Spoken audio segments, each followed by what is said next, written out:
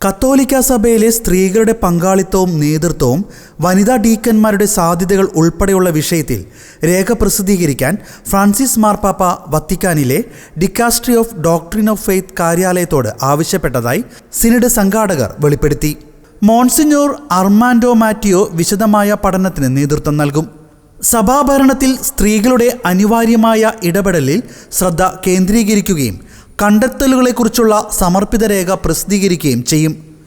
ഒക്ടോബറിൽ നടന്ന രണ്ടാം സിനഡ് യോഗത്തിൻ്റെ സിനഡാലിറ്റി അസംബ്ലിയിൽ ചർച്ചാ വിഷയം സഭയിൽ സ്ത്രീകളുടെ പങ്കിനെക്കുറിച്ചായിരുന്നു.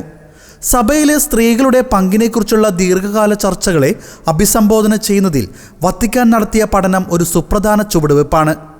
പൗരോഹിത്യത്തിലേക്കുള്ള സ്ത്രീകളുടെ നിയമനം നിലവിൽ പരിഗണനയിൽ ഇല്ലെന്നും ഫ്രാൻസിസ് മാർപ്പാപ്പ അടുത്തിടെ നൽകിയ അഭിമുഖത്തിൽ വ്യക്തമാക്കിയിരുന്നു. ഓരോ പഠന ഗ്രൂപ്പും ഉൾപ്പെടുന്ന അംഗങ്ങളുടെ പേരുകൾ അതത് ഉത്തരവുകളുടെ വിശദമായ വിവരണങ്ങൾ ഉൾപ്പെടെ വത്തിക്കാൻ പ്രസിദ്ധീകരിച്ചിട്ടുണ്ട്. പഠനം നടക്കുമ്പോൾ ഭാവിയിലെ സഭാനയങ്ങളിലും കീഴ്വഴക്കങ്ങളിലും അതിൻ്റെ സാധ്യതയെക്കുറിച്ചുള്ള പ്രതീക്ഷകൾ വർദ്ധിക്കുന്നു.